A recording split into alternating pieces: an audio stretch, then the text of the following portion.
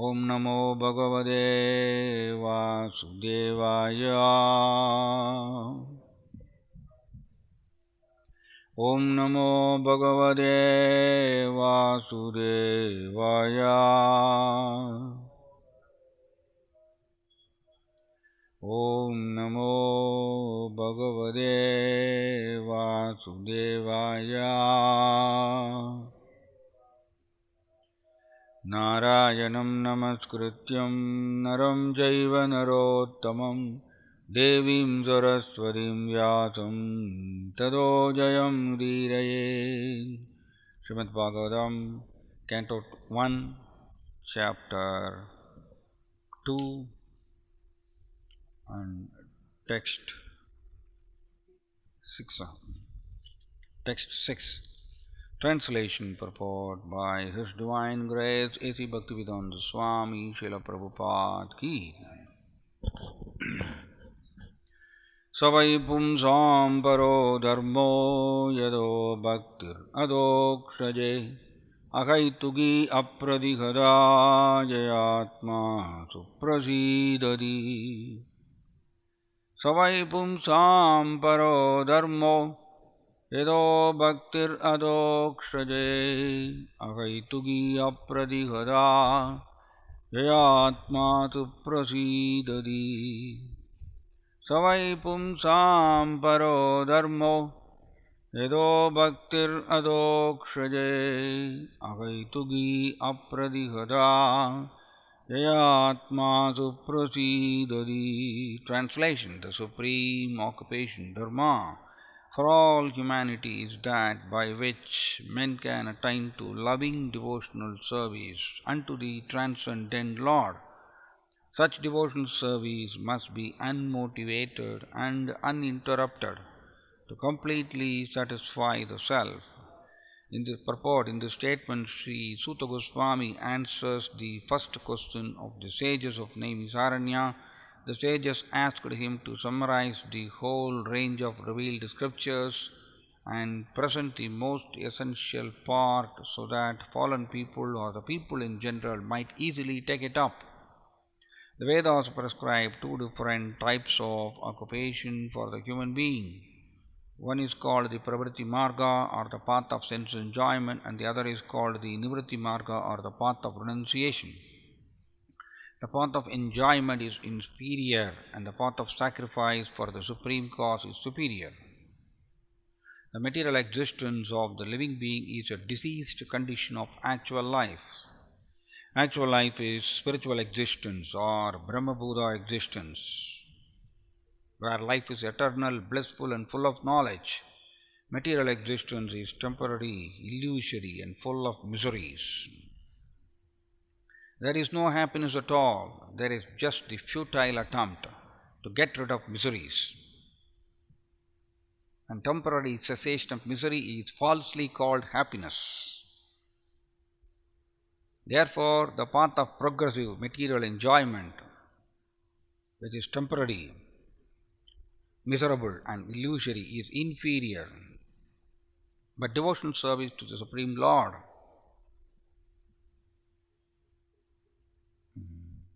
which leads one to eternal, blissful and all-cognizant life, is called the superior quality of occupation. This is sometimes polluted when mixed with inferior quality. For example, adoption of devotional service for material gain is certainly an obstruction to the progressive path of renunciation. Renunciation or abnegation for ultimate good is certainly a better occupation than enjoyment in the diseased condition of life. Such enjoyment only aggravates the symptoms of disease and increases its duration. Therefore, devotional service to the Lord must be pure in quality, that is, without the least desire for material enjoyment. One should therefore accept the superior quality of occupation in the form of the devotional service of the Lord without any tinge of unnecessary desire, fruitive action, and philosophical speculation. This alone can lead one to perpetual solace in his service. We have purposely denoted dharma as occupation because the root meaning of the word dharma is that which sustains one's existence. A living being's sustenance of existence is to coordinate his activities with his eternal relation with the Supreme Lord Krishna. Krishna is the central pivot of living beings, and he is the all-attractive living entity or eternal form amongst all other living beings or eternal forms. Each and every living being has his eternal form in the spiritual existence, and Krishna is the eternal attraction for all of them. Krishna is a complete whole, and everything else is his part and parcel. The relation is one of the servant and the served. It is transcendental and is completely distinct from our experience in material existence. This relation of servant and the served is the most congenial form of intimacy. One can realize it as devotional service progresses. Everyone should engage himself in that transcendental loving service of the Lord, even in the present conditional state of material existence. That will gradually give one the clue to actual life and please him to complete satisfaction. Om Tat Sat. Om Jnanatimirandusya Jnananjanachalakaya Chakshurunmilidam Yena Tasmai Shri Gurave Namaha.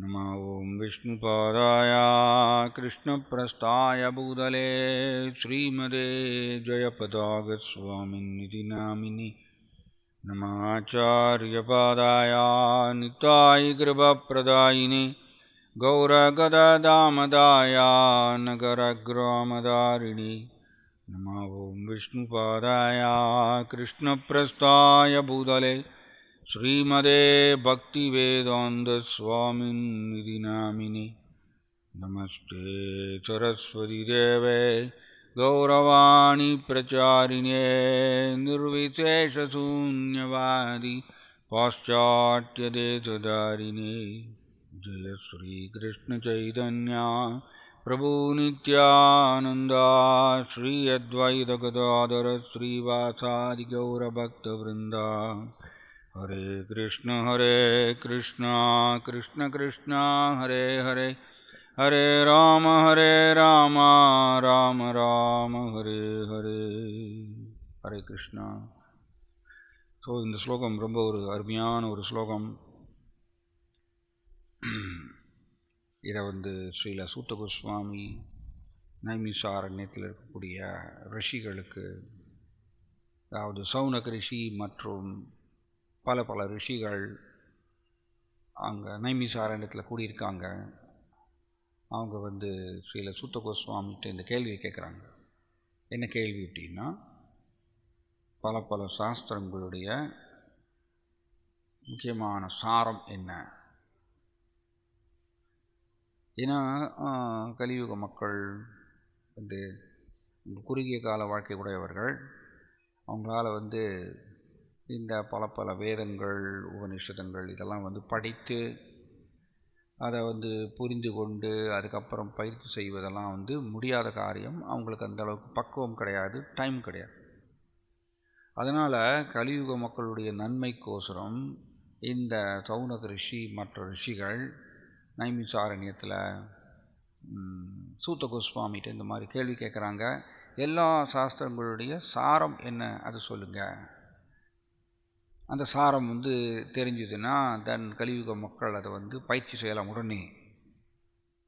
அப்படிங்கிற ஒரு அருமையான கேள்வி நமக்கோசரம், நம்மளுடைய நலன் விரும்பியாக இருந்து இந்த ரிஷிகள் இந்த கேள்வியை கேட்குறாங்க. இதனால் அது ஒரு இம்பார்ட்டன்ட் பாயிண்ட். இந்த மாதிரி பெரிய ரிஷிகள் இவர்கள் எப்பொழுதுமே மற்றவர்களுடைய நலனுக்கோசரம் மட்டுமே தான் அவங்க உழைக்கிறாங்க. மற்றவர்களுடைய நலனை மட்டுமே அவர்கள் கருத்தில் கொள்கின்றார்கள். அதை பற்றியே அவங்க சிந்திச்சுட்டே இருக்காங்க. தன்னுடைய நலனை பற்றி அவர்கள் ஒருபொழுதும் அதை சிந்தனை செய்கிறதில்ல. இதுக்கு பேர் தான் அந்நியாபிலாஷித சூன்யம். பிரபுபாதர் கிருஷ்ண உணர்வை எல்லாருக்கும் விநியோகம் பண்ணணும்னு சொல்லிட்டு பிரபாதத்தில் எழுதுகிறார், I sacrificed my life in Radha Damodara அப்படின்னு சொல்கிறார், and took the burden of preaching. இது ராதா தாமோதரா கோவிலில் பிருந்தாவனத்தில் பிரபுபாதர் தங்கியிருந்தார். பிரபுபாதர் பிருந்தாவனத்தில் அவர் சன்னியாசம் எடுத்துட்டார். அந்த டைமில் அவர் பிருந்தாவனத்தில் ராதா தாமோதரா கோவிலில் ரொம்ப அமைதியாக அங்கேயே இருந்திருக்கலாம். ஏன்னா பிருந்தாவனம் அருமையான ஒரு புனித பூமி, அங்கேயே இருந்திருக்கலாம். ஆனால் பிரபுபாதர் சொல்கிறார், இந்த ராதா தாமோதரா இந்த வாழ்க்கையை ராதா தாமோதரா கோவிலில் நான் இருந்த அந்த வாழ்க்கையை தியாகம் பண்ணிட்டு நான் இந்த பிரச்சாரங்கிற அந்த பளு, இந்த பாரம், அதை நான் எடுத்துக்கொண்டேன்னு சொல்கிறார். ஏன் அப்படின்னா, நம் ஹிருதயத்தில் பக்தி உதயமாகும் பொழுது ஹிருதயம் விசாலமாக மாறும்.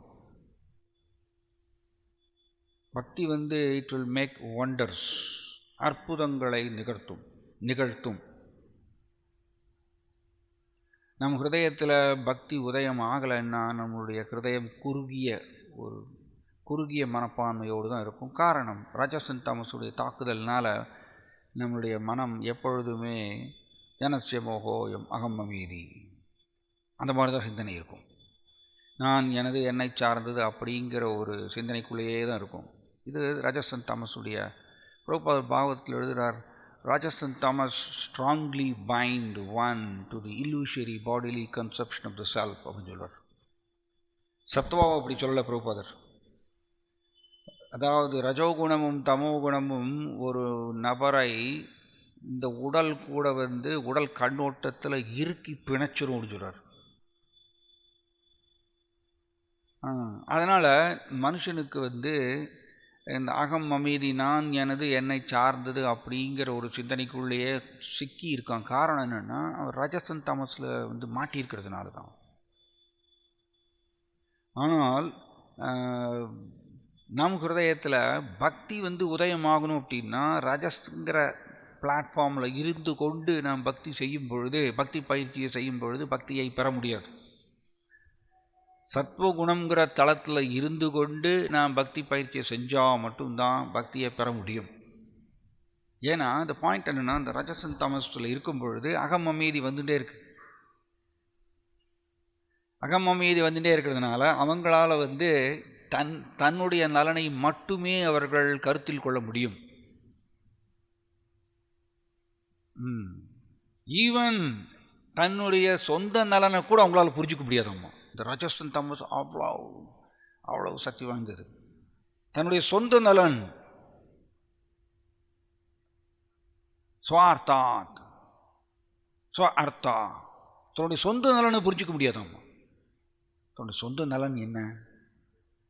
நான் கிருஷ்ணா கூட எனக்கு உறவு, நான் ஒரு தெய்வீக வஸ்து, கிருஷ்ணா கூட எனக்கு நிரந்தர உறவு இருக்குது. அந்த உறவில் ஆழ்ந்திருக்க தெரிய வேண்டும், அந்த உறவில் லயித்திருக்க வேண்டும். அதுதான் சொந்த நலன். அந்த சொந்த நலன் கூட புரியாதம்மா. இந்த ரஜசன் தமஸ் நம்மை தாக்கும் பொழுது அவர்கள் எப்பொழுதுமே அகம் அமைதி ரீதியாகத்தான், அகமன் அமைதி ரீதியாகத்தான் சிந்திப்பாங்க.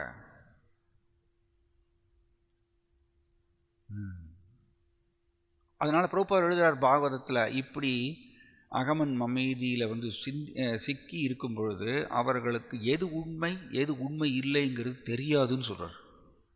ஸோ சொந்த நலன் கூட அவங்களுக்கு புரியாது. ஸோ பாயிண்ட் என்னென்னா, தன்னுடைய சொந்த நலனே அவர்களுக்கு புரிந்து கொள்ள முடியாத பொழுது எப்படி மற்றவர்களுடைய நலனை அவர்களால் பார்க்க முடியும்?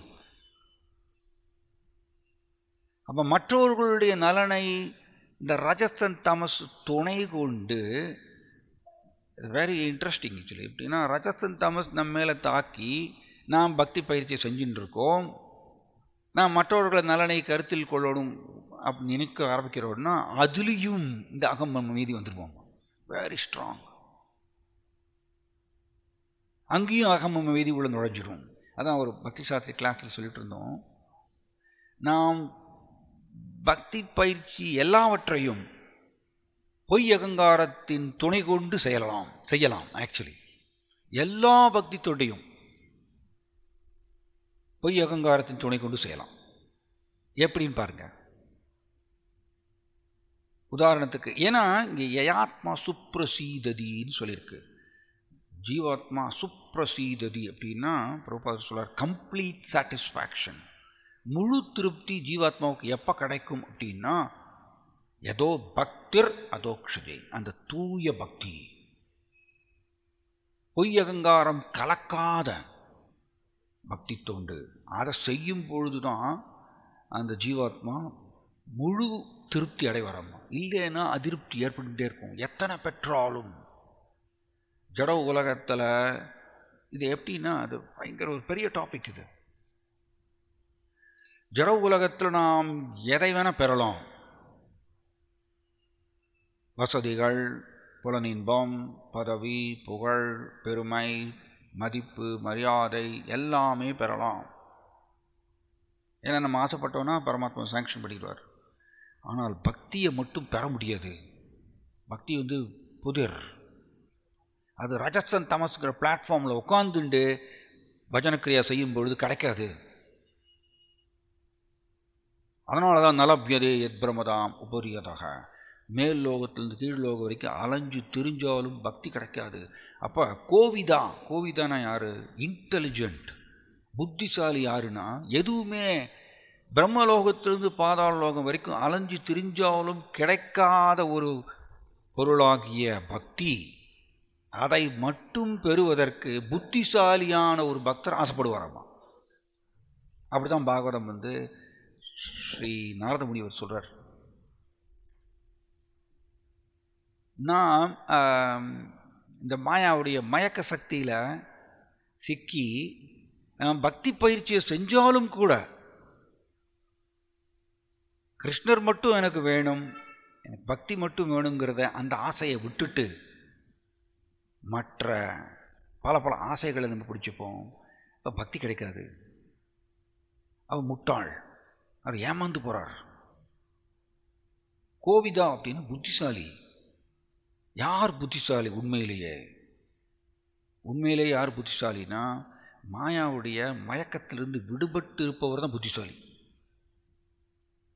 அவர் ஜட உலக கண்ணோட்டத்தில் அவர் மந்தமாக தெரியலாம். ஜட உலகம் அவரை தூற்றும். ஆனால் கிருஷ்ணருடைய கண்ணோட்டத்தில் அவர் மிகச்சிறந்த பக்தர்.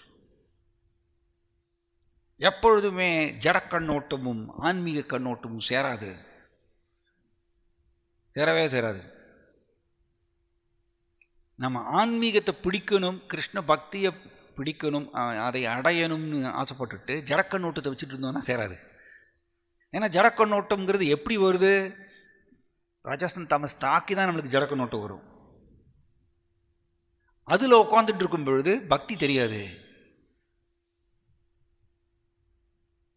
ஸோ இங்கே இது பாயிண்ட் பார்த்தீங்கன்னா, எல்லா பக்தி தொண்டையும் நாம் பொய் அகங்காரத்தின் துணை கொண்டு செய்யலாம். அப்போ நம்ம பக்திங்கிற போர்வையில் இருப்போம், பக்தியை பெற முடியாது. பக்தி பெறலைன்னா ஜீவாத்மா ஆனந்தம் கிடைக்காது. ஜீவாத்மாவுக்கு அதிருப்தி வந்துட்டே இருக்கும்.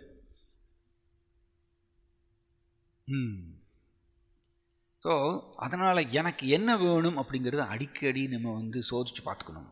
எனக்கு என்ன வேணும், இந்த கேள்வியை கேட்கணும் நமக்குள்ள. எதுக்கோசரம் நம்ம இஸ்கானுக்குள்ளே வந்திருக்கோம்? எனக்கு என்ன வேணும்? எனக்கு பகவான் கிருஷ்ணர் மேலே பிரேமை வேணும், அந்த கிருஷ்ணரை திரும்பி செல்லணும். இது மட்டும்தான் நமக்கு எல்லாருக்குமே இந்த ஆன்சர் தெரியும். இந்த ஆன்சர், இந்த பதில் எல்லாருக்குமே தெரியும். ஆனால் நாம் இதை சோதித்து பார்க்கல அப்படின்னா தற்சோதனைன்னு சொல்லுவோம். இந்த தற்சோதனை நமக்குள்ளே பண்ணலைன்னா பொய் அகங்காரம் நம்மளை அப்படியே திசை திருப்பி கொண்டு போயிடும். எப்படி பாருங்க, எப்படி எல்லா பஜனக்கிரியாவும் பொய் அகங்காரத்தின் துணை கொண்டு செய்யலாம். இப்போ கீர்த்தன் செய்கிறோன்னு வச்சுக்கோங்க. கீர்த்தன் செய்யும் பொழுது இந்த பொய் அகங்காரம் எப்படி கலக்கிறது பாருங்க. இது தற்சோதனை பண்ணி இதை கண்டுபிடிக்கலன்னு வச்சுக்கோங்க, நாம் பொய் அகங்காரத்தோடு தான் எல்லாமே செய்வோம். பொய் அகங்காரத்தோட எல்லா பஜனக்கிரியாவும் செய்யும் பொழுது கிருஷ்ணருக்கு அது திருப்தி கொடுக்காதாமா? கிருஷ்ண திருப்தி அடையலைன்னா நமக்கு பக்தி கிடைக்காது. இப்போ கீர்த்தன் செய்கிறோம் அப்படின்னா ஓகே, தாமோதர ஆரத்தி சாயங்காலம் அண்ட் 100 பக்தர்கள் 150 பக்தர்கள் இருக்காங்க, நம்ம கீர்த்தன் செய்கிறோம். உள்ளே இருந்து இந்த பொய் அங்கார பேசும். அதுதான் நம்ம எல்லாமே தூய அகைத்துகின்னு அதுதான் இந்த ஸ்லோகத்தில் தானே சொல்லியிருக்கு. அகைத்துகின்னா எதிர்பார்ப்புகள் எதுவுமே இல்லாமல் சிம்பிளி நான் கிருஷ்ணாவை பெற வேண்டும், கிருஷ்ணா எனக்கு வேணும், அதுக்கோசரம் நான் இதை செய்கிறேன், இந்த பஜன கிரியாவை செய்கிறேன். கிருஷ்ணா எனக்கு வேண்டும், அதனால் இந்த பஜன கிரியாவை செய்கிறேன், இந்த கீர்த்தன் நான் செய்கிறேன், இந்த ஜபம் நான் செய்கிறேன், இந்த கிருஷ்ணனுடைய புகழை பரப்புகின்றேன், ஏன்னா எனக்கு கிருஷ்ணர் எனக்கு வேணும் அப்படிங்கிறது தெளிவாக இருக்கணும் நமக்குள்ள. கிருஷ்ணர் எனக்கு வேணுங்கிறது அப்படியே மங்கி போயிடுச்சுன்னா நமக்குள்ள, தென் வேறு எதுவும் எனக்கு வேணும்னு வந்துடும், முன்னாடி வந்துடும். அதுதான் பொய்யங்கிறது. It's very tricky. நமக்குள்ள இந்த கிருஷ்ணர் எனக்கு வேணுங்கிற ஆசை தக்கன்னு எரிஞ்சிட்டு இருந்துன்னு வச்சுக்கோங்க. அந்த உற்சாகம், அந்த ஆசை நமக்குள்ள தக்கன்னு எரிஞ்சுதுன்னா மற்ற ஜட ரீதியான ஆசைகள் அப்படியே அது எரிச்சிடும். இது வெரி பியூட்டிஃபுல் பாயிண்ட். இது பக்தி சாஸ்திரத்தில் கூட டிஸ்கஸ் பண்ணோம். ஞானாக்னி தக்த கர்பாணி தமாகு பண்டிதம் புதா அப்படி சொல்லியிருக்கு. இந்த ஞானம் என்ன பண்ணுறது, அக்னி மாதிரியா, அக்னியில் எதை போட்டாலும் எரிச்சு சாம்பலாக்கிடும். அந்த மாதிரிய இந்த தெய்வீக ஞானம் மற்ற எல்லா ஜட ரீதியான ஆசைகள் கர்ம வினைகள் இதெல்லாத்தையுமே எரிச்சு சாம்பலாக்கிடும்னு பகவத்கீதாவில் நம்ம 4வது சாப்டரில் படிக்கிறோம். அது என்னது அப்படின்னா, நமக்குள்ளே கிருஷ்ணர் எனக்கு வேணும், நான் அவருடைய பின்னப்பகுதி, எனக்கு அவர் வேணும்னு ஒரு அந்த தகன்னு எரியக்கூடிய மாறிய அந்த மாதிரி ஒரு ஆசை நம்மளுக்கு இருந்ததுன்னா மற்ற ஜட ரீதியான ஆசைகள் எல்லாத்தையும் அது எரிச்சு சாம்பலாக்கிடும். அதுக்கு பேர் தான் ஃபயர். மற்ற ஜட ரீதியான ஆசைகள் கர்மவினை எல்லாத்தையும் எரிச்சு சாம்பலாக்கிடும். அப்போ மைண்டை கண்ட்ரோல் பண்ண வேண்டிய அவசியம் இல்லை, தானாக மைண்டு கட்டுப்படும். இது வெரி இம்பார்ட்டன்ட் பாயிண்ட். நமக்குள்ள கிருஷ்ணர் வேணுங்கிற ஆசை மங்கி போகும் பொழுது, நம்ம எல்லாருமே கிருஷ்ண பக்தி தான் பயிற்சி செய்கிறோம், பட் எனக்கு கிருஷ்ணர் வேணும்னு 100% ஆசை நமக்கு இல்லை, மங்கி போயிடுச்சுன்னா தென் பொய் அகங்காரம் உடனே தலை தூக்க ஆரம்பிச்சிடும். பொய் அகங்காரம் தலை தூக்க ஆரம்பிச்சிடும். தென் மனம் தறிகட்டு ஓடும். சிம்பிள், நம்மளுடைய இதுதான் எல்லாமே.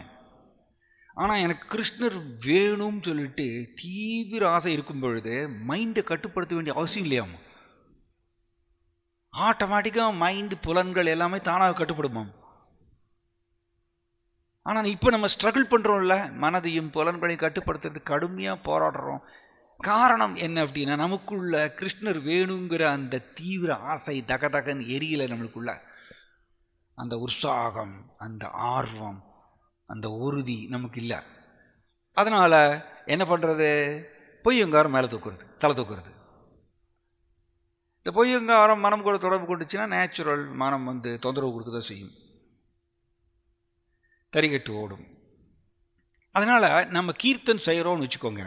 கீர்த்தன் செய்கிறோன்னா எப்படி செய்கிறோம், எனக்கு கிருஷ்ணர் வேணும், அதனால் நான் இப்போ அவருடைய நாமத்தை பாடுகின்றேன், கிருஷ்ணர் திருப்தி அடையட்டும், அதுக்கோசரம் நான் இந்த கீர்த்தனை பாடுறேன் அப்படிங்கிறத அந்த சுவிட்ச் ஆஃப் பண்ணிக்கணும். நம்ம அதை மாற்றிக்கணும். அதை மாற்றிட்டோன்னா தென் கிருஷ்ணருக்கு முன்னாடி நம்ம கீர்த்தனம் படும் பொழுது எதையுமே பார்க்க மாட்டோம், யார் இருக்காங்க இல்லையோ எதையுமே பார்க்க மாட்டோம். ஏன்னா சம்சுத்தர் ஹரிதோஷனம், ஹரி திருப்தி அடைந்தால் முழு பக்குவம் அடையலாம். அதுதானே நமக்கு வேணும், ஹரி திருப்தி அடையணும் இல்லையா, நமக்கு வேறு எதுவும் வேண்டாம். அதுக்கோசரம் தான் நம்ம இஸ்கானுக்கு வந்திருக்கோம். அப்போ கீர்த்தனை செய்யும் பொழுது இந்த மாதிரிய மனப்பான்மையோடு நம்ம கீர்த்தனை செய்தோம்னா அது கிருஷ்ணாவுக்கு ரொம்ப பிடிக்கும். ஆனால் அவர் ஃபேமஸாக இல்லாமல் இருக்கலாம். இதுதான் ஹிஸ் ஹோலினஸ் பக்தி விகாஸ் சுவாமி மகாராஜ் சொல்கிறார் ரொம்ப அருமையாக. ஸ்ட்ராங்காக பிரச்சாரம் பண்ணுறதுனால, கிருஷ்ண உணர்வு கருத்துக்களை நேரடியாக எடுத்து பிரச்சாரம் பண்ணுறதுனால அவர் புகழ் வாய்ந்தவராக மாறாமல் இருக்கலாம், புகழ் வாய்ந்தவராக மாற முடியாது. ஆனால் அவர் கிருஷ்ணருடைய பிரியத்துக்கு ஆளவாரம். எனக்கு எது வேணும்? அடிக்கடி இதை பார்த்துக்கணும். எனக்கு கிருஷ்ணர் தானே எனக்கு வேணும். இந்த உலகத்தில் புகழ் வாய்ந்தவராக மாறுறதாக்கா எனக்கு வேணும், அது எனக்கு வேண்டாம். அதுன்னு திரும்ப திரும்ப பிறப்படுத்திட்டே இருக்கணும். அது ஏற்கனவே கோடிக்கணக்கான ஜென்மம் பண்ணியாச்சு நம்ம. அதுக்கு பேர் தான் கோவிதான். கோவிதான புத்திசாலியானவர். எது எனக்கு வேணும்னு அவருக்கு தெரியும். அதுக்கு பேர் தான் புத்திசாலித்தனம். புத்திசாலித்தனம்ங்கிறது சும்மா பல பல மெட்டீரியல் டிகிரிஸை வாங்கி வச்சுக்கிறது, சாமர்த்தியமாக செயல்படுறது, இது புத்திசாலித்தனம் கிடையாது. அது எல்லாமே பொய்யகங்காரத்தினுடைய உந்துதலால் ஏற்படக்கூடிய சாமர்த்தியம். அது புத்திசாலித்தனம் கிடையாது. அதனால தான் முன்னாடி சொன்னது, ஜட கண்ணோட்டமும் ஆன்மீக கண்ணோட்டமும் சேராது. எது புத்திசாலித்தனம்னா எப்பொழுதுமே தெளிவாக இருக்கணும். எனக்கு கிருஷ்ணர் தான் எனக்கு வேணும், மற்றதெல்லாம் எனக்கு வேண்டாம், மற்றதெல்லாமே துச்சம், ஜீரோ. அப்படித்தானே நம்ம கோஸ்வாமிகள் நடந்து கொண்டாங்க. துச்சம் சேனிம் சதா துச்சவர், துச்சமாக தூக்கி போட்டு வந்தாங்க. நம்ம எல்லாருமே படிக்கிறோம் அந்த ஸ்ரீல சனாதன கோஸ்வாமியுடைய கதையில். அவர் ஹரே கிருஷ்ணா ஜபம் பண்ணின்னு இருக்கார். அந்த பிராமணர் வராரு, பேராசை பிடித்த பிராமணர் வராரு. ஓ சனாதன கோஸ்வாமி, எனக்கு வறுமையில் இருக்கேன் நான், எனக்கு ஏதாவது கொடுங்க. அப்படியா, உனக்கு வேணுமா? சரி, அந்த குப்பை தொட்டியில் ஒரு தொட்டால் பொன்னாகும் கல் இருக்குது, அது எடுத்துக்கோ. வேணுன்ட்டே சொல்கிறார். இந்த மாதிரி தொட்டால் பொன்னாகும் கல் குப்பை தொட்டியில் இருக்குது, அதை எடுத்துக்கோ. இவருக்கு ஒரே ஆச்சரியம். தொட்டால் பொன்னாகும் கல், இது எதுக்கு குப்பை தொட்டியில் போட்டு வச்சுருக்காங்க? சரி, நமக்கு தேவை என்ன? செல்வம். எங்கே இருந்தா என்ன? மனுஷன் எப்படின்னா, ஈவன் ஸ்டூலில் கோல்டு இருந்தால் கூட அதை எடுத்து அதை வாஷ் பண்ணி எடுத்து பேக்கெட்டில் வச்சுப்பான். மனுஷன் அவ்வளவு மோசமானவன். அவன் கிம கர்ம இது தெரியல. எது எனக்கு தேவை, எது எனக்கு பொக்கிஷம், எது எனக்கு பொக்கிஷம் அல்ல அப்படிங்கிறது அவனுக்கு தெரியல. அதான் ராஜஸ்தான் தாமஸுடைய தாக்குதல். தங்கம் டிச்சில் கிடந்தாலும் கூட அதை எடுத்து கழுவி பேக்கெட்டில் வச்சுப்பான். அப்படிப்பட்டவன் எரோ உலக மனுஷன்.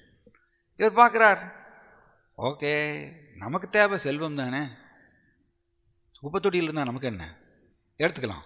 இல்லை, குப்பை தொட்டியிலிருந்து அந்த தொட்டால் பொண்ணாகும் கல்லை எடுத்துகிட்டு அதை எடுத்துகிட்டு வீட்டுக்கு போகிறாரு. வீட்டுக்கு போய் அவர் இந்த வீடை தொடுறாரு. வீடு இப்படி தங்கமாகிருக்கு. Wow, wonderful. தங்கம் தங்கம் பிரபுபாதர் சொல்லுவார் எல்லோ ஸ்டூல் அப்படின்னு சொல்கிறார். பிரபுபாதர் அப்படி ஸ்ட்ராங்காக சொல்கிறார். மஞ்சள் மலம் அப்படி சொல்கிறார். தங்கம் அது போய் நம்ம தலைமையில் எடுத்து வச்சுட்டு கொண்டாடுறோம். நம்ம கிருஷ்ணர் தான் பொக்கிஷம், நமக்கு அது புரியல. அதனால தான் அகைத்துகி எதுவுமே எதிர்பார்க்கக்கூடாது. அப்போ தான் அந்த ஜீவாத்மா எனக்கு கிருஷ்ணர் வேணும்னு ஆசைப்படும் பொழுது அப்போ தான் அந்த ஜீவாத்மாவுக்கு பரம திருப்தி கிடைக்குமாமா. எதையாவது ஆசைப்பட்டாச்சுன்னா போச்சு, கிருஷ்ணா பக்தியை கொடுக்க மாட்டார். ஸோ இவர் என்ன பண்ணுறாரு, திரும்பவும் நம்ம இந்த இதுக்கு வருவோம். எப்படி பொய் அகங்காரத்தின் துணை கொண்டு நாம் பக்தி தொண்டை செய்யலாம்ங்கிறது நம்ம பார்க்கலாம். திரும்பவும் இந்த இதுக்கு வருவோம். ஸோ இந்த பிராமணர் வீடை போய் தொடுறார். வீடு கோல்டு ஆயிடுது. அப்புறம் இந்த தொட்டால் பொன்னாகும் கல் அதை வச்சு தான் சாப்பிடக்கூடிய தட்டை தொடுறாரு. தட்டு கோல்டு ஆயிடுது. எங்கே பார்த்தாலும் கோல்டு. என்னுடைய மனைவியை இந்த தொட்டால் பொன்னாகும் கல்லை வச்சு தொட போகிறார். ஐயோ மனைவி தொட, என்னை தொட்டுறாதீங்க, தொட்டிங்கன்னா நான் கோல்டு ஆயிடுவேன். எங்கே பார்த்தாலும் கோல்டு. ஓகே, கோல்டு கிடச்சிருச்சுன்னா சந்தோஷமாயிட முடியுமா? அது மயக்கம். ஆக்சுவலி ஸ்ரீ துக்காராம் அப்படி தான் சொல்கிறார். கோல்டு பாய்சன் அப்படின்னு சொல்கிறார். கோல்டு விஷம்னு சொல்கிறார். அதான் ஜட உலகத்தில் கண்ணோட்டம் எப்படி, கோல்டுன்னா ஐயோ கோல்டுன்னா ரொம்ப வசதியானது அப்படின்னு சொல்லிட்டு எல்லாம் தலைமையில் தூக்கி வச்சுப்போம். அதான் ஜட கண்ணோட்டம். அதுக்கு ஆன்மீக கண்ணோட்டம் எப்படி, ஆப்போசிட். இப்படிப்பட்ட பக்தர் துக்காராம் என்ன சொல்கிறாரு, கோல்டு பாய்சன் சொல்கிறார். சீச்சி அது விஷம், அது வேண்டாம் அப்படின்னு சொல்கிறார் தன்னுடைய மனைவி குழந்தைகள்கிட்ட. அதான் தெய்வீக கண்ணோட்டம் ஸ்ட்ரைட் ஆப்போசிட். இப்படி வீடு ஃபுல்லாக கோல்டு, பட் ஆனந்தம் கிடைக்காது. ஜீவாத்மாவோ தெய்வீக வஸ்து, கிருஷ்ணர் கூட தொடர்பு கொண்டால் மட்டும்தான் ஜீவாத்மா ஆனந்தத்தை பெற முடியும். மேட்டர் கூட, ஜடம் கூட தொடர்பு கொள்ளும் பொழுது ஜீவாத்மாவுக்கு ஆனந்தம் கிடைக்காது. இதை புரிஞ்சுக்கணும். எத்தனை பண்ணாலும் கிடைக்காது. சிம்பிளி மாயா நம்மளை ஏமாத்திகிட்டே இருக்குது. அதை பெற்றால் நம்ம திருப்தி அடையலாம், அதை பெற்றால் நம்ம சந்தோஷம் அடையலாம்னு ஐடியா கொடுத்துட்டே இருக்குது. ஆனால் அதை பெற முடியாது. இப்படி எண்ட்லெஸ்லி முடிவே இல்லாமல் நம்ம ஓடிண்டே இருக்கோம். அதை பெற்றால் திருப்தி அடையலாம், இதை பெற்றால் திருப்தி அடையலாம், பதவியை பெற்றால் திருப்தி அடையலாம், புகழை பெற்றால் நம்ம திருப்தி அடையலாம், சந்தோஷம் அடையலாம் அப்படின்னு ஐடியா இந்த பொய் அகங்காரம் கொடுத்துட்டே இருக்கு. அதனால தான் பகவான் கிருஷ்ணா சொல்கிறாரு, அதச்சேத்வம் அகங்காரம் ந ஸ்ரோஷிசி. இந்த பொய் அகங்காரம் சொல்கிறத கேட்கக்கூடாதுன்னு கிருஷ்ணர் சொல்கிறார். கிருஷ்ணர் சொன்னதை கேட்கணும். கிருஷ்ணர் என்ன சொல்வார்? நான் தான் பொக்கிஷம் அப்படின்னு சொல்கிறார். நான் தான் உண்மையிலேயே பரம உண்மை, நான் தான் அப்படின்னு சொல்கிறார். எல்லா இந்த ஸ்லோகத்திலையும் பொருளுரையில் பிரபுபாதர் சொல்கிறார், எல்லா ஜீவாத்மாக்களுடைய பொக்கிஷம் கிருஷ்ணன், மிக உயர்ந்த பொக்கிஷம். அதனால் அவர் வேணும்னு 24 hours நம்ம ஆசைப்படணும், கிருஷ்ணர் எனக்கு வேணும்னு. அப்போ தான் நம்மளுக்கு பக்தி கொடுப்பார் கிருஷ்ணா. ஸோ இங்கே இந்த இவர் எல்லாமே கோல்டு ஆயிடுச்சு, பட் கோல்டு பெற்றா ஒருத்தர் சந்தோஷம் அடைய முடியாது. இது நம்ம புரிஞ்சுக்கணும். ஏன்னா பகவத்கீதையில் ஒரு தூய பக்தருடைய மனப்பான்மை என்ன? சமலோஷ்ட்ராஸ்ம காஞ்சனக. அவர் கோல்டு கல் ரெண்டுத்தையும் சமமாக பாவிப்பார்னு தான் படிக்கிறோம். கோல்டுன்னு எடுத்து பாக்கெட்டில் வச்சுட்டு கல்லை தான் தூக்கி போட்டது, அந்த தான் ஜடக்க நோட்டம். அந்த மாதிரி அவர் தூய பக்தர் அப்படி கிடையாது. ஏன்னா அவருக்கு தெரியும் பொக்கிஷம் கோல்டு யாருன்னு கிருஷ்ணா தான். கிருஷ்ணா தான் கோல்டு. அதனால் எனக்கு அவர் தான் எனக்கு வேணும்னு தெளிவாக இருக்கார். அந்த குழப்பம் கிடையாது அவருக்கு. இதுக்கு பேர் தான் சத்துவம். சத்துவத்தில் இருக்கும்பொழுது இந்த குழப்பம் வராதாம்மா. ரஜஸ்னா கம்ப்ளீட்டாக குழப்பம், தப்பு தப்பாக புரிஞ்சுப்பாங்க. எது பொக்கிஷமோ அதை விட்டுருவாங்க, பொக்கிஷம் இல்லாததை தூக்கி. அதான் ஜெகத்சாட்சி பிறகு ரொம்ப அருமையாக சொல்லுவார். அப்படின்னு ரொம்ப ஜோக்காக சொல்லுவார், கலியுக மனுஷனுக்கு ஒன்றும் புரிய மாட்டேங்குது, அவன் எதை எங்கே வைக்கணும்னு அவனுக்கு தெரியலன்னு சொல்லுவார். பார்த்தீங்கன்னா செருப்பு, காலில் போடக்கூடிய செருப்பு, அந்த பாட்டா ஷோரூம், இந்த பாட்டா ஷோரூமில் பார்த்தீங்கன்னா செருப்பு என்ன பண்ணுவாங்க, உள்ளே அப்படி அந்த கிளாஸ் ஷோகேஸ் இருக்கும், அந்த கிளாஸ் ஷோகேஸில் உள்ள வச்சு லைட்டெல்லாம் போட்டு அதுக்கு ஏசியெல்லாம் வச்சு அந்த குஷன்லாம் வச்சு அதில் இந்த பாட்டா செப்பலை உள்ள வச்சுருப்போம். ஆனால் மனுஷன் சாப்பிடக்கூடிய காய்கறிகளை ரோட்டு ஓரத்தில் வெளியில் வச்சுருப்போம். எது நம்ம எங்கே வைக்கணுங்கிறது கலியுக மனுஷனுக்கு தெரியல. ஏன்னா ராஜஸ்தான் தாமஸ் அப்படி தான் சிக்க வச்சுட்டே இருக்கும், மாற்றி மாற்றி தான் செய்வோம் எல்லாமே. சத்துவானா அப்படி கிடையாது. சத்துவான தெளிவான சிந்தனை, எது செய்யணும்னு உங்களுக்கு தெரியும், யார் பொக்கிஷம் எனக்குங்கிறது தெரியும், எனக்கு கிருஷ்ணர் தான் பொக்கிஷம்ங்கிறது தெளிவாக இருப்பார் அவர். அதனால் இந்த மாயாவுடைய கவர்ச்சி பின்னாடி போக மாட்டார் அவர். தத்துவகுணம் அப்படி. ஆக்சுவலி காய்கறி தான் உள்ளே இருக்கணும், செருப்பு வெளியில் இருக்கணும். ஆனால் என்ன ஆச்சு, காய்கறி ரோட்டோரத்தில் வச்சுட்டு விற்கிறாங்க, செருப்பு உள்ள ஷோகேஸில் வச்சு அலங்காரம் பண்ணி அது ஏசி போட்டு வச்சுட்ருக்காங்க. அதுதான் மனுஷன், கலியுக மனுஷன். ஸோ இவர் இப்படி எல்லா இடத்துலையும் அவருக்கு தங்கம் கிடச்சிருச்சு. தங்கம் கிடச்சினால அமைதி கிடைக்கல. அவர் மனைவி கேட்குறாங்க, என்னங்க நீங்கள் திரும்பவும் சனாதன கோஸ்வாமிகிட்ட போங்க, நீங்கள் சொன்னீங்க அவர் இந்த தொட்டால் பொன்னாகும் கல், அதை அவர் குப்பைத்தொட்டியிலேருந்து எடுத்து கொடுத்தாருன்னு சொன்னீங்க. குப்பைத்தொட்டியில் எதை போடுவாங்க? குப்பைத்தொட்டியில் வேண்டாத ஒரு பொருளை தான் குப்பைத்தொட்டியில் போடுவாங்க. அதனால் அப்புறம் அதை விட விலை உயர்ந்த பொருளை அவர் வச்சுருப்பார். மனைவி கொஞ்சம் புத்திசாலி, அதை விட விலை உயர்ந்த பொருள் வச்சுருப்பார், அதை போய் வாங்கிட்டு வாங்க நீங்கள் சனாதன கோஸ்வாமிகிட்ட. சரி, பிராமணர் வரார், பேராசை பிடித்த பிராமணர். என்னங்க நீங்கள் எனக்கு தொட்டால் பொன்னாகும் கல் கொடுத்தீங்க, பட் இருந்தாலும் எனக்கு அமைதி கிடைக்கல, நிம்மதி கிடைக்கல. நீங்கள் குப்பைத்தொட்டியிலேருந்து எடுத்துக்க சொன்னீங்க இதைய, அப்படின்னா இதை விட ஒரு உயர்ந்த பொருள் நீங்கள் வச்சுருப்பீங்க, அதை எனக்கு கொடுக்குறீங்களா அப்படின்னு கேட்குறாரு.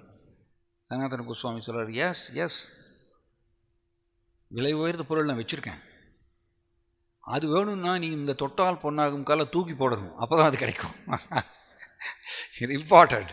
பக்தி வேணும்னா ஜட ரீதியான சௌக்கியங்கள் எனக்கு வேண்டாம்னு தூக்கி போடணும், அப்போ தான் பக்தி கிடைக்கும். எனக்கு ரெண்டுமே வேணும்னு சொன்னால் நடக்காது, பக்தி கிடைக்காது. அதனால தான் நலபியதே எத் பிரம்மதான், பக்தி கிடைக்காது. நாம் எது வேணும்னு சொல்கிறோம், நம்ம ஆசைப்படுறோம் அப்படிங்கிறது நமக்கு தெரியும். எனக்கு தொட்டால் பொன்னாகும் கல், அதாவது எனக்கு இந்த உலகத்தில் இருக்கக்கூடிய கோல்டு, வசதி, செல்வம், பதவி, புகழ், செல்வாக்கு, இதுதான் எனக்கு வேணும்னு ஆசைப்பட்டோன்னா கிருஷ்ணர் நீ அதே வச்சுக்கோ, உனக்கு பக்தி கிடைக்காது. ஸோ இங்கே சனாதன கோஸ்வாமி சொல்வார், உனக்கு அந்த விலை உயர்ந்த பொருள் நான் வச்சுருக்கேன், தரேன், நான் அதை கொடுக்குறேன், ஆனால் நீ தொட்டால் பொன்னாகும் கல்லை தூக்கி போடணும், இது தயாரா நீயே? அவருக்கு ரொம்ப கஷ்டம். ஐயோ, தொட்டால் பொன்னாகும் கல்லை தூக்கி போட்டா அதனால் எவ்வளோ கோல்டு கிடைக்கும்? மனம் பேசுது. யார் பேசுகிறாங்க? இது பொய் அகங்காரம் பேசுது உள்ளே இருந்து. சனாதன கோஸ்வாமி சொல்லிட்டார், சரி இதை விட விலை உயர்ந்த பொருள் வச்சுருக்கேன்னு சொல்கிறாரே, அதை வாங்கிக்கலாம், சரி அவர் சொன்னதை செஞ்சுருவோம். ரொம்ப கஷ்டப்பட்டு வேண்டா வெறுப்பா தொட்டால் பொன்னாகும் கல்லை தூக்கி போடுறார், யமுனை நதியில் தூக்கி போட்டுடுறார். யமுனை நதியில் தூக்கி போட்டுட்டு சனாதன கோஸ்வாமி சொன்ன பிரகாரம் அவர் யமுனை நதியில் குளிச்சுட்டு வர்றார். குளிச்சுட்டு வந்ததுக்கப்புறம் சனாதன கோஸ்வாமி சொல்கிறார், எஸ், அந்த விலை உயர்ந்த பொருள் எது அப்படின்னா ஹரே கிருஷ்ணா ஹரே கிருஷ்ணா கிருஷ்ணா கிருஷ்ணா ஹரே ஹரே, ஹரே ராம ஹரே ராம ராம ராம ஹரே ஹரே. விலை உயர்ந்த பொருள் கிருஷ்ணனுடைய நாமம்.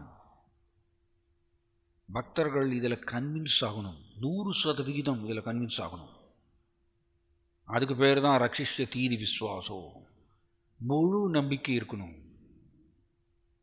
நாமம்தான் விலை உயர்ந்த பொக்கிஷம், கிருஷ்ணர் தான் விலை உயர்ந்த பொக்கிஷம் அப்படிங்கிறது கன்வின்ஸ் ஆகணும். நம்மளுடைய இந்த பொய் அகங்காரம் ஏமாத்திட்டே இருக்கு நம்மளை. ஸோ நம்ம அப்போ ஏஆத்மா சுப்ரசீததி வராது, முழு திருப்தி நம்மளுக்கு ஜீவாத்மாவுக்கு கிடைக்காது. எனக்கு பக்தியும் வேணும், கூடவே எனக்கு வசதிகளும் வேணும், செல்வம் புகழும் வேணும் அப்படின்னு ஆசைப்பட்டோன்னா முழு திருப்தி ஜீவாத்மாவுக்கு கிடைக்காது, பக்தியும் கிடைக்காது.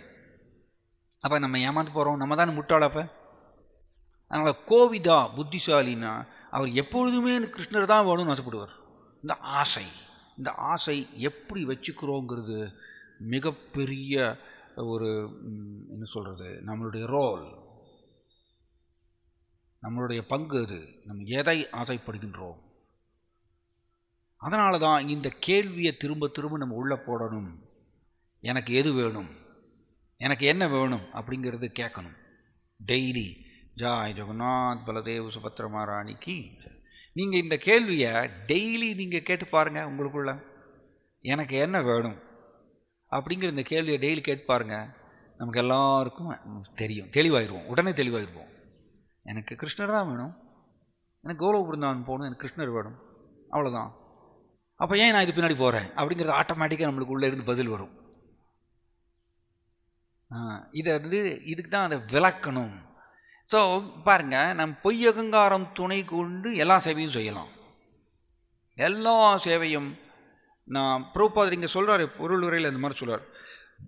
பாருங்கள், devotional service to the supreme lord which leads one to eternal blissful and all cognizant life is called the superior quality of occupation. This is sometimes polluted when mixed with the inferior quality.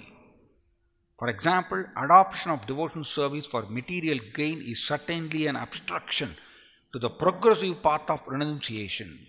Krishna இந்த progressive பாத்னு சொல்கிறார். Progressive பாத்துனா படிப்படியான முன்னேற்றம். ஜீவாத்மா படிப்படியாக நிவிருத்தி மார்க்காவுக்கு உயர வேண்டும். பிரவருத்தி மார்க்காலேயே settle ஆக முடியாது. மரணம் வரைக்கும் நம்ம பிரவருத்தி மார்க்காலேயே இருக்க முடியாது. நிவிருத்தி மார்க்காவுக்கு உயரணும்னு தான் சொல்கிறார், ப்ரொக்ரெசிவ் பாத்துன்னு சொல்கிறார். நிவிருத்தி மார்க்கானா என்ன?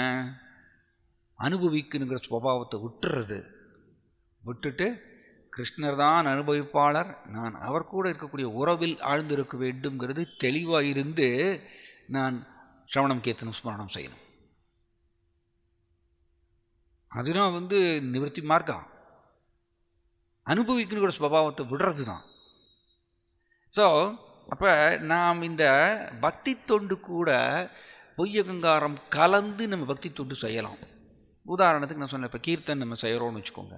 கீர்த்தன் செய்கிறோன்னா ஒரு 100 பக்தர்கள் 150 பக்தர்கள் உட்காந்துருக்காங்க டெம்பிள் ஹாலில், நம்மளை பாட சொல்கிறாங்க.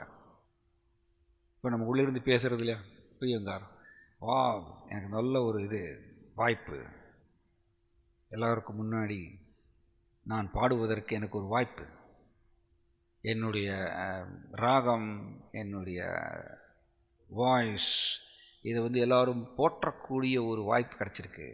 வாவ், உள்ளிருந்து அந்த ஒரு குதூகலம். இதை ஏற்றுக்கொண்டோன்னா முடிஞ்சுது. நம்ம பாடுறது கலப்படம் உள்ள கீர்த்தனம் தான். அது பகவான் கபில தேவர் இந்த மாதிரி சொல்வார், ரஜோகுண கீர்த்தனம். அது ரஜோகுணம் கலந்த கீர்த்தனம். கீர்த்தனம் தான், ஆனால் ரஜோகுணம் கலந்த கீர்த்தனம். Very important. நம்ம படிக்கிறோம், பிரபுபாதர் சொல்வார், அவைஷ்ணவ முகோத்கீர்ணம் பூதம் ஹரிகதாமிருதம் ஸ்ரவண நைவ கர்த்தவ்யம் சர்ப்போச்சிஷ்டம் யதாபயக. அவைஷ்ணவ முகோத்கீர்ணம், வைஷ்ணவர் அல்லாதவர் அவருடைய வாயிலிருந்து ஹரிகதாமிருதம் வந்தாலும் கூட, அமிர்தம் போன்ற ஹரிகதா வந்தாலும் கூட அவர் வைஷ்ணவராக இல்லைன்னா கேட்கக்கூடாது. சிரவணம் நைவ கர்த்தவியம், கேட்கக்கூடாதுன்னு சொல்கிறார். யார் வைஷ்ணவர்? இது கேள்விக்குறி. இது இம்பார்ட்டண்ட். நம்ம திலகம் போட்டாச்சு, நம்ம கன்னிமாலை போட்டாச்சுன்னா நம்ம வைஷ்ணவர் சொல்ல முடியாது. வைஷ்ணவர்னா அனுபவிக்குங்கிற சுபாவத்தை விட்டவர் கம்ப்ளீட்டாக. கிருஷ்ணர் தான் அனுபவிப்பாளர்னு ஏற்றுக்கொண்டவர். அவர் தான் ஆக்சுவலி உண்மையிலேயே டெக்னிக்கலாக சாஸ்திர ரீதியாக பார்க்கும்பொழுது அவர் தான் வைஷ்ணவர். ஸோ இங்கே பிரபுபாதர் பொருள் உரையில் சொன்ன மாதிரியே நாம் இந்த ரஜஸ் கலந்த பஜனக்கிரியா செய்ய முடியும், எல்லாமே அந்த மாதிரி செய்ய முடியும். அவ்வளவு பவர்ஃபுல் இந்த பொய் அகங்காரம். ஸோ நாம் கீர்த்தனம் செய்யும் பொழுது கிருஷ்ணர் எனக்கு வேணும், இந்த கீர்த்தனம் செய்தால் கிருஷ்ணர் திருப்தி அடையட்டும், அவரோட திருப்திக்கோசரம், ஏன்னா அவருடைய நாமத்தை நம்ம பாடினால் கிருஷ்ணர் திருப்தி அடைவார், அதனால் நான் இந்த ஒரு வாய்ப்பு, அவரை திருப்தி செய்வதற்கு ஒரு வாய்ப்பு, அப்படிங்கிற ஒரு மனப்பான்மையை வச்சுட்டு நம்ம கீர்த்தனம் பண்ணணும்னு வச்சுக்கோங்க. ஒரே கீர்த்தனம் தான், வாய் தான் பாடுறது, நாக்கு தான் நம்ம பயன்படுத்துகிறோம், ஆனால் உள்ள மனப்பான்மை வேறு. இந்த மனப்பான்மை தான் நம்ம முக்கியம் கவனிக்க வேண்டும். அதனால தான் having no interest separate from the interest of the lord அப்படின்னு சொல்கிறார் ஸ்ரீ சைத்தன்ய மகாபிரபு. சரணாகதி கொள்கையில் ஒரு கொள்கை இப்படி சொல்லிக்கிறார், கிருஷ்ணருடைய விருப்பத்தை தவிர வேறு எந்த விருப்பமும் இல்லாதிருத்தல். இது சரணாகதி கொள்கைன்னு ஒன்று சொல்கிறார். ஒரு கொள்கை இது. கிருஷ்ணனுடைய விருப்பம் என்ன? பக்தி சாஸ்திரத்தில் ஒரு பக்தர் கேட்டார் இந்த கேள்வியை. கிருஷ்ணனுடைய விருப்பம் என்ன? கிருஷ்ணர் நம்ம எல்லோரும் பக்தியை பெற வேண்டும் அண்ட் பக்தியை பெற்றுவிட்டு கோலோக பிருந்தாவனத்துக்கு திரும்பி செல்லணும். இதுதான் கிருஷ்ணனுடைய விருப்பம். இது கிருஷ்ணா சொல்கிறார் தெளிவாக, பகவத்கீதையிலே சொல்கிறார். யாயுதம் பரமம் குஹ்யம் மத்பக்தே ஸ்வபிதாஷ்யதி பக்தி மயி பராம் கிருத்வா மாமே வைஷ்வத் அசம்சயாக. கிருஷ்ணா சொல்கிறார் அவருடைய விருப்பம் என்னங்கிறது இந்த ஸ்லோகத்தை தெளிவாக சொல்கிறார். எல்லா ஜீவாத்மாக்களும் பக்தி மயி பராம் கிருத்வா, பக்தியை பெறணும்னு ஆசைப்படுறார் கிருஷ்ணா. ஆன் மாமே வச்சுட்டு அசம் செய்ய, திரும்ப எல்லோரும் எங்கிட்ட வரணும், கோலோக பிருந்தாவனத்துக்கு வரணும்னு கிருஷ்ணன் ஆசைப்படுறார். இப்போ கிருஷ்ணருடைய விருப்பம் இதுதான். இந்த விருப்பத்துக்கு மாறான விருப்பம் நம்ம வச்சுட்டு இருந்தோம்னா, இந்த உலகத்தில் நான் பிரதானமானவனாக புகழ்பெற்றவனாக மாறணும்னு ஆசை வச்சுட்டு இருந்தோம்னா தான் அது கிருஷ்ணருடைய விருப்பத்துக்கு முரண்பாடான விருப்பம். அது அப்போ பக்தி கிடைக்காது. அந்த மாதிரியே நம்ம நம்ம பொய் அகங்காரம் நம்மளை ஏமாத்திரும். நம்ம கீர்த்தனம் செய்யலாம் அந்த மாதிரியா, நம்ம சொற்பொழிவு கொடுக்கலாம் அந்த மாதிரியா, அந்த மாதிரி மனப்பான்மையோடு நம்ம சொற்பொழிவு கொடுக்கலாம். Yes very good very good, நான் நல்ல ஒரு பெரிய பண்டிதர் அப்படின்னு எல்லோரும் என்னை போற்றுவாங்க, அதனால் என்னுடைய சொற்பொழிவை நிறைய பேர் போற்றுவார்கள் அப்படிங்கிற மனப்பான்மையோடு நம்ம உட்காந்துட்டு சொற்பொழிவு கொடுத்தோம்னா அதுவும் எகைன் அது யாருக்கும் தெரியாதானா. இது ரொம்ப சூக்ஷ்மமானது. இது வெளியில் இருக்கக்கூடிய நபர்களுக்கு தெரியாது. ஏன்னா எனக்குள்ளே இருக்கக்கூடிய மனப்பான்மை யாருக்கு தெரியும்? ஆனால் கிருஷ்ணருக்கு தெரியும். கிருஷ்ணருக்கு தெரியும், மாயாவுக்கு தெரியும், 2 பேருக்கு தெரியும். அவங்க 2 பேரும் கண்ணுக்கு தெரியாதவர்கள. கிருஷ்ணர் நம்மளால் கண்ணால் பார்க்க முடியாது, மாயாவே நம்மளால் கண்ணால் பார்க்க முடியாது. அவங்க 2 பேருக்கு தெரிஞ்சிடும். எந்த மனப்பான்மையோடு நாம் இந்த 9 விதமான பக்தி தொண்டு செய்கிறோம். அதை தான் அகைத்துகின்னு இந்த ஸ்லோகத்தை சொல்லப்பட்டிருக்கு. அகைத்துகி. ஹேத்துனா காரணம், ஜட ரீதியான காரணம் அல்லது ஜட ரீதியான லாபம், அது இல்லாமல் இருத்தல், அதுக்கு பேர் தான் அகைத்துகி. அது எதுவுமே எதிர்பார்க்காம. ஸோ நம்ம அதை செய்யறதுக்கு பழகணும். அப்போ தான் ஜீவாத்மா முழு திருப்தி அடையணும். இதை ஹிஸ் ஹோலினஸ் சச்சினந்தன சுவாமி மகாராஜ் ரொம்ப அருமையாக சொல்கிறாரு. நமக்கு எல்லாருக்குமே இஸ்கானில் ஸ்ரீல பிரபுபாதர் பக்தி தொண்டு நம்மளுக்கு கொடுத்துருக்கார். பக்தி தொண்டு முறைகள் கொடுத்துருக்கார். பலதரப்பட்ட பக்தியினுடைய அங்கங்கள் நம்மளுக்கு ஸ்ரீல பிரபுபாதர் கொடுத்துருக்கார். ஆனால் அதை செஞ்சுட்டு இருக்கும் பொழுது கூட நமக்கு ஏன் சந்தோஷமற்ற பக்தர்கள் ஏன் நம்ம பல பேரை பார்க்குறோம் அப்படி கேட்குறாரு. இந்த கேள்வியை, நல்ல கேள்வி இது. பிரபுபாதர் பக்தி தொண்டு முறையை கொடுத்தாச்சு. பக்தி தொண்டு செய்தால் சுப்ரசீததி, அவர் முழு திருப்தி அடைவார் இல்லையா? அப்படிதான் சொல்லியிருக்கு. சுசுகம் கர்த்தும் அவ்யயம் சொல்லியிருக்கு பகவத்கீதையில். முழு ஆனந்தத்தோடு செய்யக்கூடியதுன்னு சொல்லியிருக்கு. அப்படி இருக்கும் பொழுது இதில் என்ன தவறு? ஏன் இதை செஞ்சதுக்கு அப்புறமும் கூட பக்தர்கள் சந்தோஷம் இல்லாமல் இருக்காங்க? அடிக்குது பாருங்க. ஏன் சந்தோஷம் இல்லாமல் இருக்காங்க அப்படின்னு கேட்டிங்கன்னா,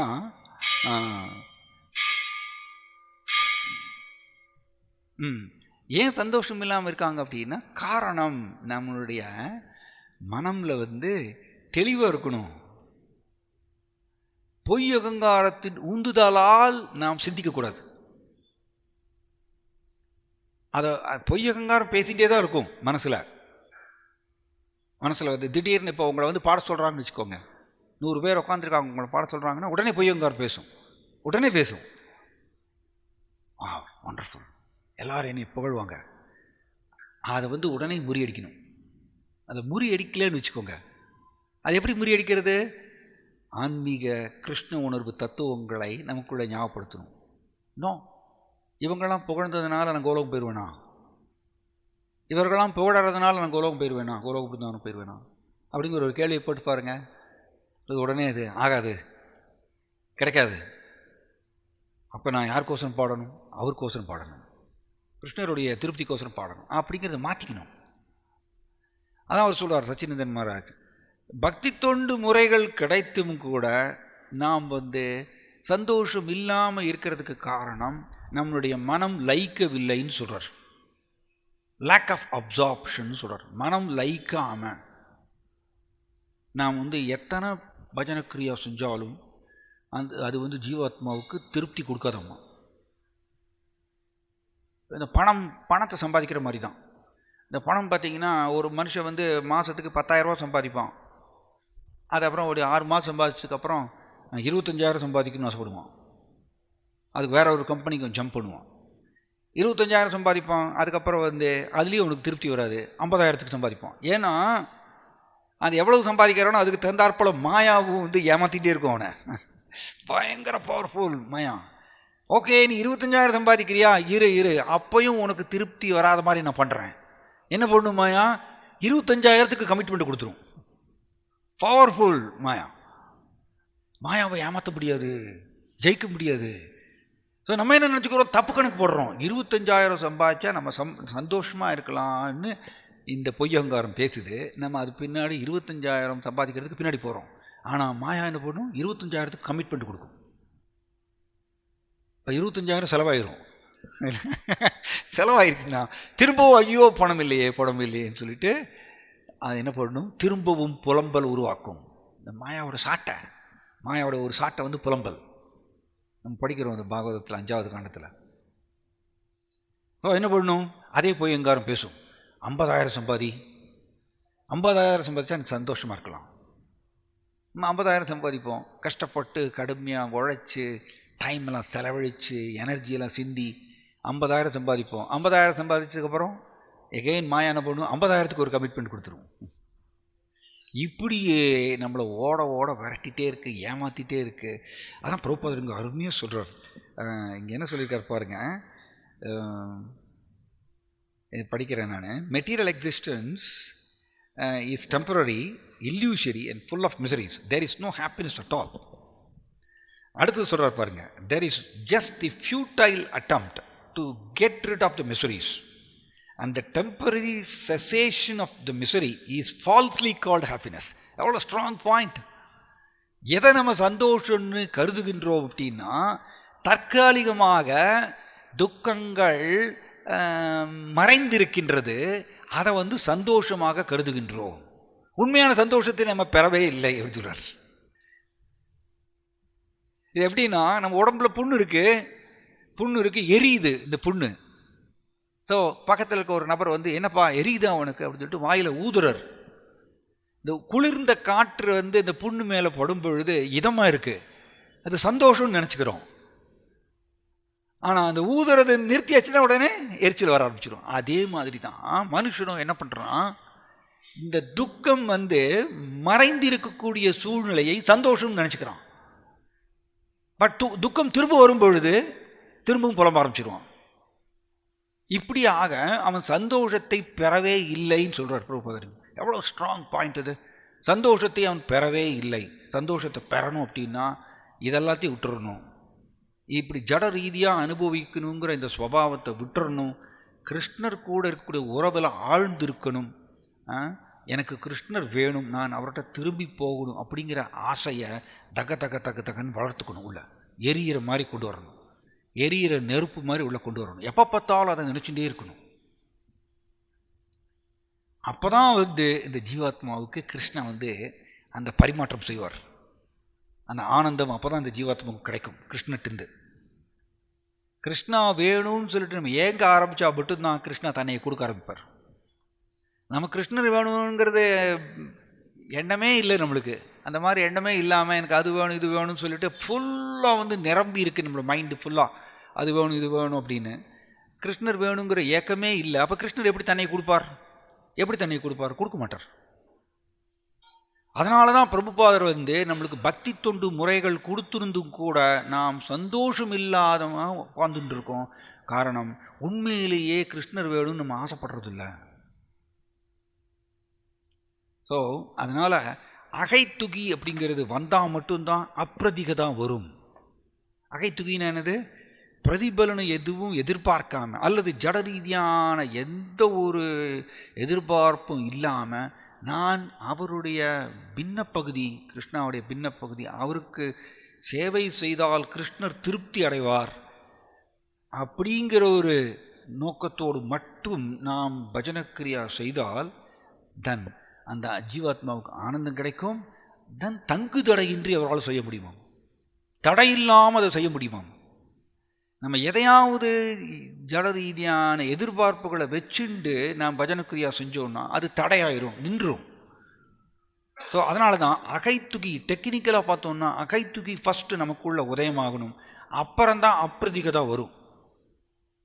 அன்டிஸ்டர்ப்டு, தங்கு தடையின்றி இடைவிடாமல் நம்ம அதை செய்யணும்னா ஃபஸ்ட்டு எதிர்பார்ப்புகளை விட்டுறணும்.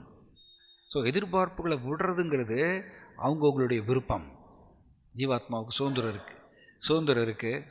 நாம் தான் நம்ம சுதந்திரத்தை பயன்படுத்தி எனக்கு கிருஷ்ணர் தான் வேணும்னு நாம் தீர்மானம் பண்ணணும். மற்ற எதிர்பார்ப்புகளெல்லாம் விட்டுடணும்.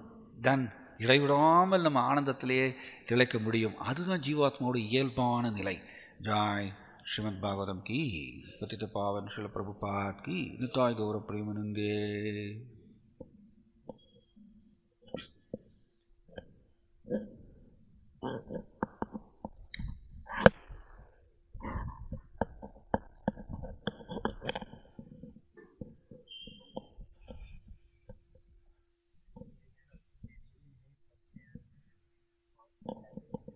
Eternal relation with this. Sustenance of existence அப்படின்னா சஸ்டன்ஸ்னா நிலைத்து நிறுத்தல், நிலைத்து நிற்கிறது. ஜீவாத்மா தன்னுடைய இருப்பில் நிலைத்து நிற்பது. நம்ம இப்பொழுது நம்மளோட இருப்பு எப்படி தெரியுமா இருக்கு? பொய் அகங்காரத்துல. அதனால தான் நம்ம இருப்பு ஓடிட்டுருக்கு. இப்போ அதை மாற்றிட்டு உண்மையான இருப்பில் நம்ம நிலைத்து நிற்கணும்னா கிருஷ்ணர் கூட இருக்கக்கூடிய உறவில் அதில் ஒத்துழைக்கணும். கிருஷ்ணாவுடைய நான் பின்னப்பகுதி, அதனால் அவருடைய ஆனந்தத்துக்கு நான் ஒத்துழைக்கணும். அது ஒத்துழைக்க ஆரம்பித்தேன்னா என்னுடைய இருப்பில் நான் நிலைத்திருப்பேன்.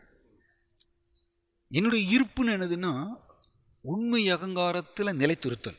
அதுக்கு பிறகு என்னுடைய இருப்பில் நிலைத்திருக்கிறது. நம்ம இப்போ இருக்கக்கூடிய வாழ்க்கை பொய் அகங்காரத்தில் தான் நிலைத்து நிற்கிறோம். பொய் அகங்காரம் துணை கொண்டு தான் நம்ம சாப்பிட்றோம். கரெக்டாக இல்லையா? எப்படி பாருங்க, அதான் புதிருது. பிரசாதம் ஜெகநாதருக்கு ஆஃபர் பண்ணிட்டு பிரசாதம் வருது. நம்ம பிரசாதத்தை பார்த்த உடனே மெடிக்கலில் என்ன சொல்லுவாங்கன்னா, மெடிக்கலில் டொப்பமைன்னு சொல்லுவாங்க. கேள்விப்பட்டிருக்கீங்களா? டொப்பமைன்னு சொல்லிட்டு பிரெயினில் ஒரு விதமான கெமிக்கல்ஸ் உருவாக்குமாமா. பிரசாதம் சாப்பிடும்போது சாப்பிடணும் அப்படின்னு சொல்லிட்டு ஒரு விதத்தில் அந்த டொப்பமைன் உருவாகுமாமாங்க. மெடிக்கல் கெமிக்கல்ஸ், அது மெடிக்கலாக சொல்கிறாங்க, பிரெயினில் உருவாகுமாமா. அது உருவானோடனே பிரசாதம் இது சாப்பிடணும் அப்படிங்கிற ஒரு உத்வேகம் வருதில்ல, ஒரு உந்துதல் வருதில்ல. அந்த உந்துதலோடு தான் நம்ம பிரசாதம் சாப்பிட்றோம். அது ஆக்சுவலி இவங்க டொப்பமைன்னு சொல்கிறாங்க டாக்டர்ஸு. ஆனால் சாஸ்திர ரீதியாக அது என்ன அப்படின்னா இந்த பொய் அகங்காரம். பொய் அகங்காரம் அந்த அந்த உற்சாகத்தை உருவாக்குது. சாப்பிடணும் அப்படின்னு சொல்லிட்டு.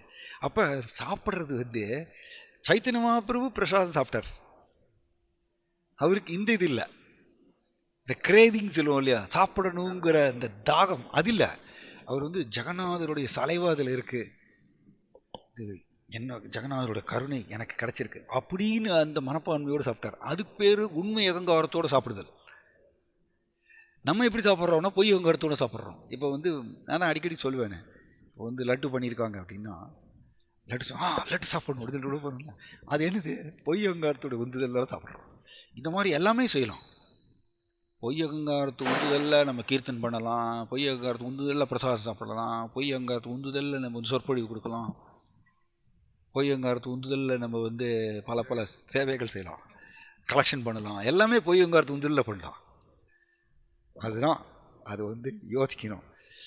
பொய் அகங்காரம் பேசத்தான் செய்யும். நாம் தான் உடனே இந்த கிருஷ்ண உணர்வு சிந்தனையை உள்ள போடணும். இந்த இது இது மாற்றணும். நம்ம அதை உள்ளே பேசி மாற்றணும். அதை தற்சோதனைன்னு சொல்கிறது. அதனால தான் இது கோஆர்டினேஷன் அது அர்த்தம். கிருஷ்ணருடைய ஆனந்தத்துக்கு நான் ஒத்துழைக்க வேண்டும் அப்படிங்கிறது அந்த சிந்தனையை உள்ளே கொண்டு வரணும். நம்ம எல்லாருமே பிரசாதம் சாப்பிடும்போது என்னுடைய ஆனந்தத்துக்கு தான் சாப்பிட்றோம். அப்போ அது பொய் அகங்காரம். ரொம்ப நேரோ கேப் தான், ரொம்ப ட்ரிக்கி, சூழ்ச்சியானது.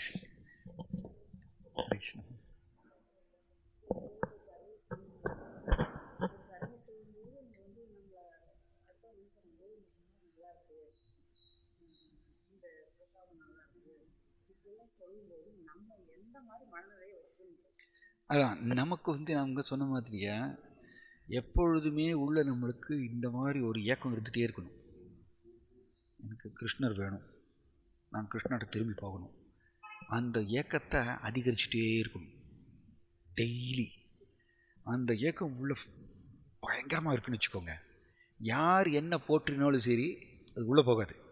அதான் அந்த நான் சொன்னேன் இல்லையா, இந்த ஃபயரில் போட்டாச்சுன்னா ஃபயரில் எதை போட்டாலும் அது எரிச்சு சம்பளாக்கிடும். இந்த ஏக்கம் உள்ளே இருந்து வச்சுக்கோங்க, எனக்கு கிருஷ்ணர் வேணும், நான் கிருஷ்ணாட்ட திரும்பி போகணுங்கிற ஏக்கம் 100% உள்ளே நிரம்பி இருக்கும் பொழுது யார் நம்மளை போட்டினாலும் அதை எரிச்சு சம்பளாக்கிடும். அதை நம்மளை எடுத்துக்கவே மாட்டோம். அது உள்ளே போகாது. ஏன்னா நம்மளுக்கு அந்த கிருஷ்ணர் வேணுங்கிற ஏக்கம் இல்லாததுனால போட்டினாங்கன்னா, யாராவது நம்மளை போட்டினாங்கன்னா உடனே அதை பொய் அகங்காரம் என்ஜாய் பண்ண ஆரம்பிச்சிடும், மாட்டிப்போம் நம்ம. இதனால் நாம் இதை மட்டும் கவனிச்சுட்டே இருந்தால் போதும். நான் கிருஷ்ணாட்ட திரும்பி போகணும், கோலோபுரம் திரும்பிட்டு போகணும், நான் கிருஷ்ணரை வேணும் அப்படிங்கிறத ஜாஸ்தி பண்ணிகிட்டே இருக்கணும். இதை மட்டும் நீங்கள் ஃபோக்கஸ் பண்ணிங்கன்னா மற்றதெல்லாம் தானாக கீழே விழுந்துடும். அந்த கவர்ச்சி, அது மேலே இருக்கக்கூடிய கவர்ச்சியெல்லாம் கீழே விழுந்துடும்.